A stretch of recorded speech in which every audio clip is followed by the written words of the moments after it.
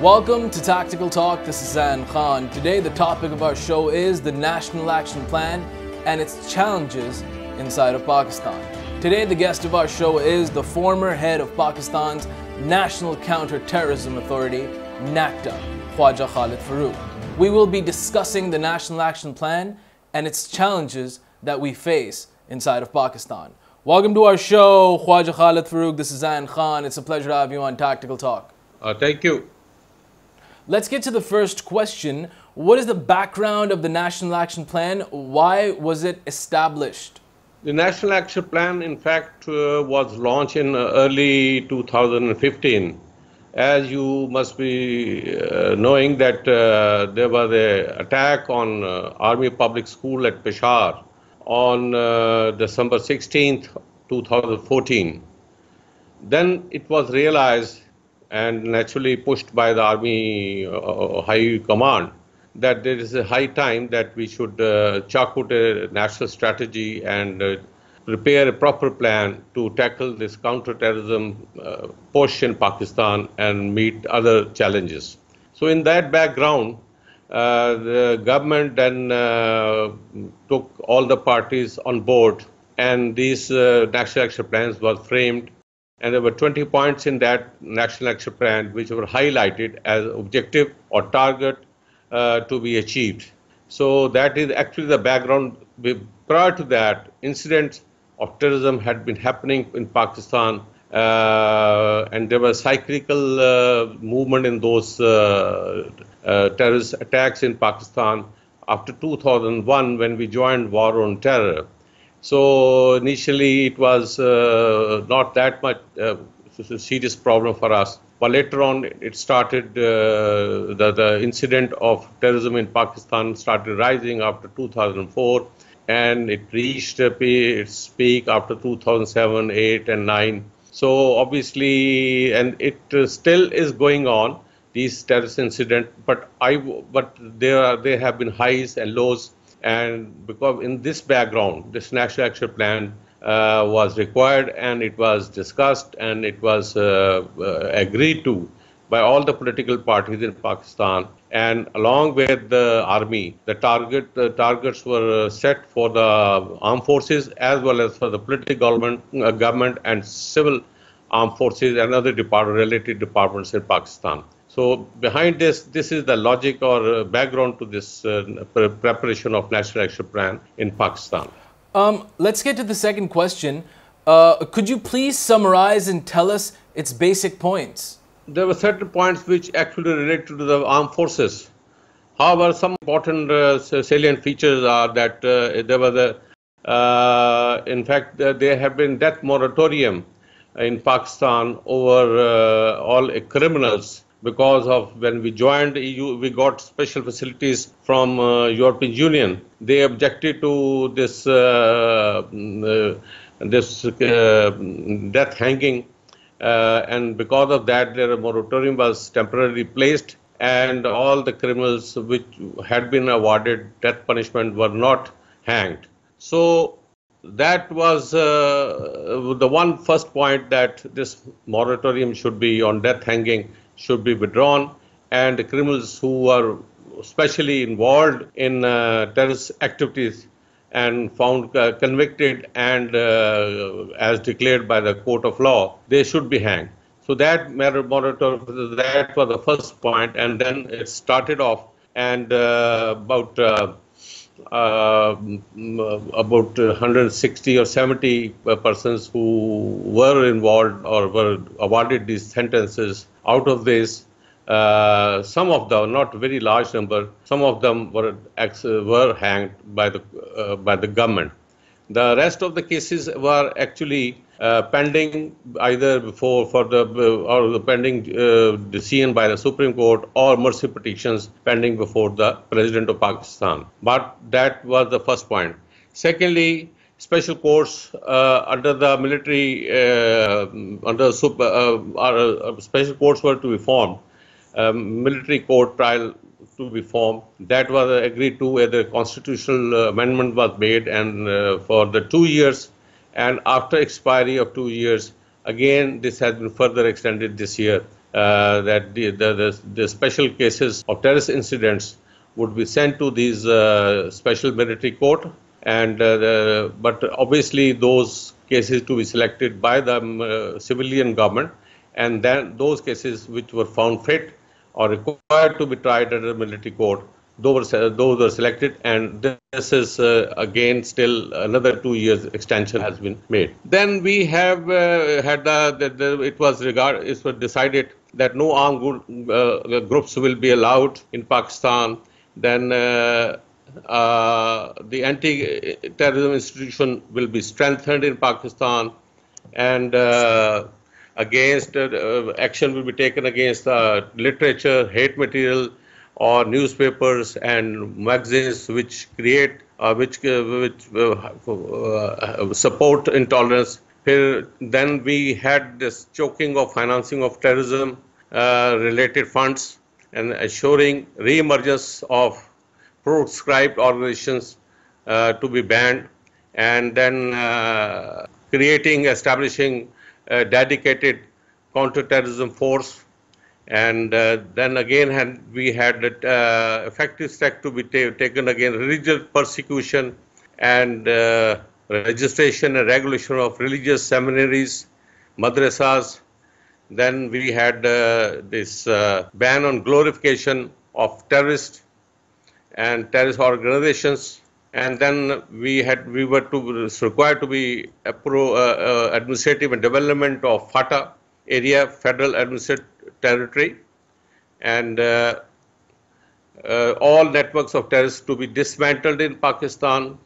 And another point was the measures against abuse of internet and social media for terrorism, because that is a very important point.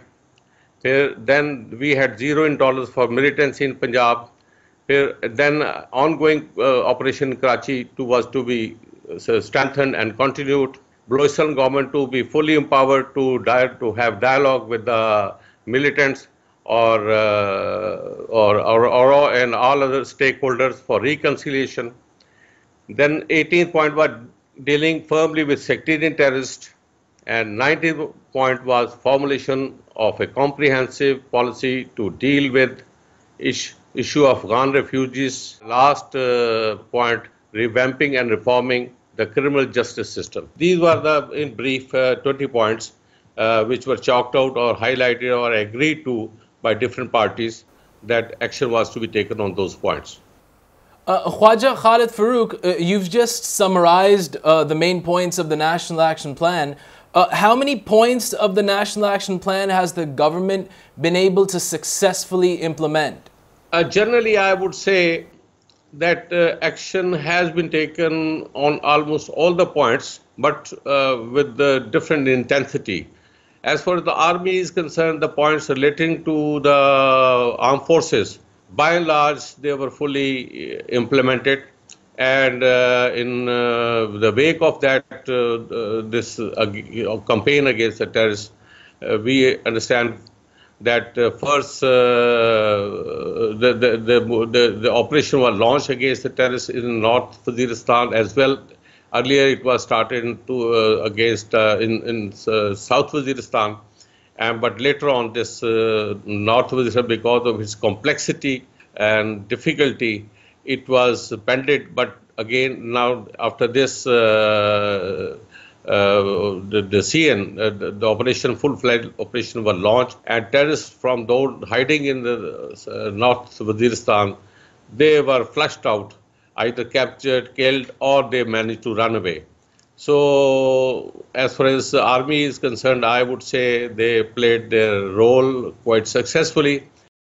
With regard to civilian side points which required action by the civilian political government, I would say the campaign was launched, it was started, and action against misuse of telephone cells, for example, a huge number of SIMs were blocked. Then efforts are being made to control the social media, use of social media by the terrorists. But still, it is, I won't say that we have been successful to a large extent, but because still the extremists or the terrorists, they are still using social media for propagation of their ideas and recruiting more people to their flank.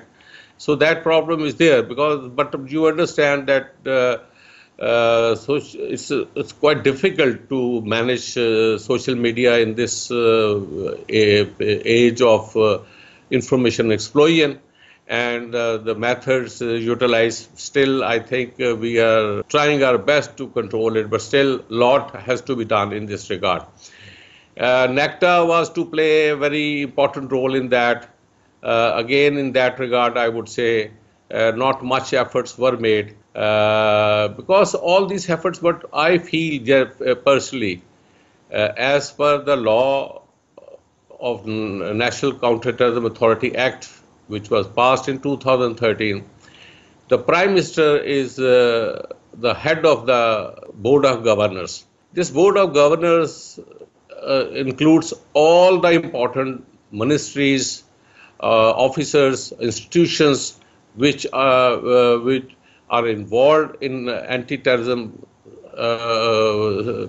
policy or strategy. So all are member of all important persons, requisite number of persons are there in that Board of Governors. But unfortunately, not a single meeting of Board of Governors has been held by the Prime Minister since to date. So that is, although on the other hand, Ministry of Interior has been holding those meetings or doing something positive. But as the law required, we required the Prime Minister, the head of the state. I think he should have he should have held this meeting of the Board of Governors, give directions to the National Counterterrorism Authority. Initially, the funds required or demanded by Nacta were not provided, and a very small amount was given. Now, more funds have been provided, they are recruiting more staff, but still Nacta as a lead agency is lagging behind, and they still require a lot of resources, a lot of political support from the government, which I think is lacking, and we are failing in this account. And this is a very important institution because of its type, its nature, first in Pakistan, because there is no other institution in Pakistan which tackles, which is required to tackle militancy, this is strategy, and especially with regard to the extremism, which is very important. So that area we are failing. Then still some groups which have been proscribed, they change their names, and they still operate in getting, although not openly as they used to be, but still their existence can't be denied. So that is another area where we need to take strict action. And most important of all, I would say the last point of this National Action Plan was that to hold, to revamp and modernize and up to date our criminal justice system. That reform is lacking, and because of that, we have given Army this constitutional amendment, through constitutional amendment, to hold to have these military courts. So if we have the proper criminal justice system working, then the necessity for these criminal trial courts by Army would not have been required. So that is one important area where a lot of effort need to be taken. But I feel the efforts are far from satisfactory, and a lot has to be done in this field as well. In tackling this problem of militancy, extremism, it is whole of the government which is effort which is required. And if the whole of the government effort are not there, and will of the political will is not there to face these militants, then we would be lacking far behind our requirement, and that is an area where I think something has to be done. And the government and the public and all concerned institutions, they have to realize to secure our future, we must give it a top priority, not in words only or statements only. We have to work with the hand in glove and chalk out all required possibilities to face this menace of terrorism and extremism in Pakistan. Okay, let's get to the next question. Which areas in the National Action Plan do you think the government's effort is lacking and that they could improve? As I already mentioned, this reforms in criminal justice system is of top priority. It's most important, which I think requires that all concerned should sit together and reform and carry out a reform in our criminal justice system, because that is to stay for long. That is our system. This is resorting to military operations is a temporary solution, not a permanent solution.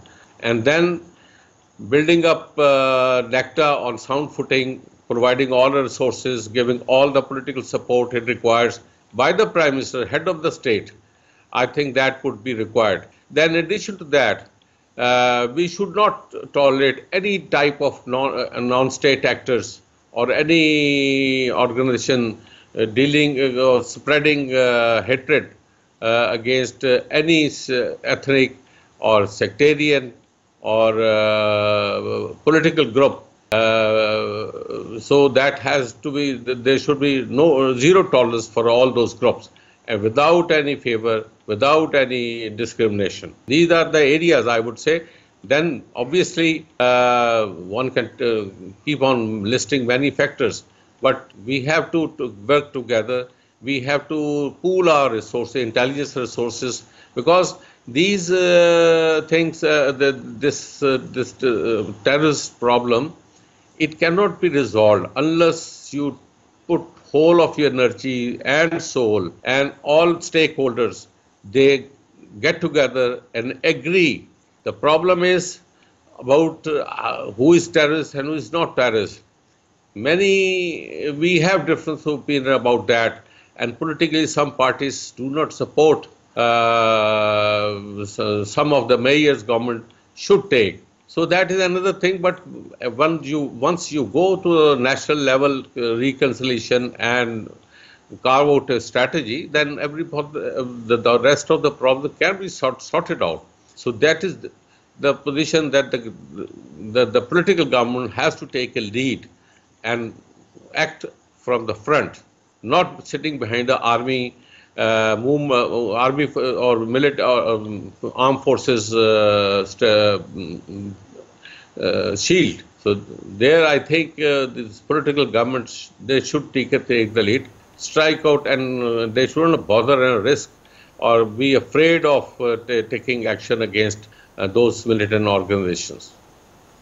Okay, let's get to the last question. With Pakistan's strong resolve to fight terrorism, what more steps do we need to take to eradicate terrorism in totality from its core? There are two aspects. One is this dealing with the terrorist incident. I think to some extent or to a reasonable extent, I would say, we have been successful because the number of incidents has been going down now over the couple of last years because of the two operations launched by the army and efforts made by the civilian governments in Pakistan. But the most important, I would give more importance to carving out a proper strategy against extremism, because unless and until you handle the extremism aspect and carve out a strategy to meet this challenge, then if that is not done, then the supply of this suicide bombers and those converting and extremist persons converting into terrorists can't be stopped. So that is a long-term strategy, and there I think a long-term plan has to be chalked out. Short-term, you can deal with the terrorist activities in the immediate future, and those activities, in that regard, efforts have been made, and we have been successful as compared to the earlier years. But it's a long-term strategy which requires comprehensive measures and policies to tackle extremism. That would include our reformation of madrasa system in Pakistan. Then we would be requiring changes or reforms in our educational system. Then monitoring of, because the latest trend, what we have been watching is that of educated people coming into this terrorist field. This latest trend of this ISIS, you would understand that in some of the incidents, these educated persons have been involved in terrorist incidents in Pakistan. So that is the area that would require more attention, and that could be done only in the long term, and that is a strategy for extremism. So counter violent extremism strategy. Then the other aspect would be to deal with we should have a strategic communication strategy. So that is another important area, because once this terrorism incident started, then when this movement started growing up, it was just opening up of a FM radio by this the Taliban's in Swat. So and they made the best use of this communication facility. So that is the area that could be very helpful. So these are the major points. I think the rest details can be sorted out, can be worked out. But under National Action Plan, the ideas have been flowed, have been pointed out, and more action can be taken. More ideas can be floated and then examined, and how to prioritize them. So these are the things which can be sorted out. But I think I would not be pessimist, because we have been able to achieve success, and but we have to further continue this campaign against the terrorist outfits and change the mindset of the people who are prone to be extremists or prone to the terrorism. We have to be careful about that, and comprehensive strategy in all fields, related fields, have to be chalked out and implemented in letter and spirit. Thank you so much, Khawaja Khalid Farooq, for being on Tactical Talk. It was a pleasure having you. Thank you. This was Khawaja Khalid Farooq, the former head of Pakistan's National Counterterrorism Authority, Nacta. We were discussing the National Action Plan and its challenges inside of Pakistan. Until the next episode of Tactical Talk, this is Zain. Take care and goodbye.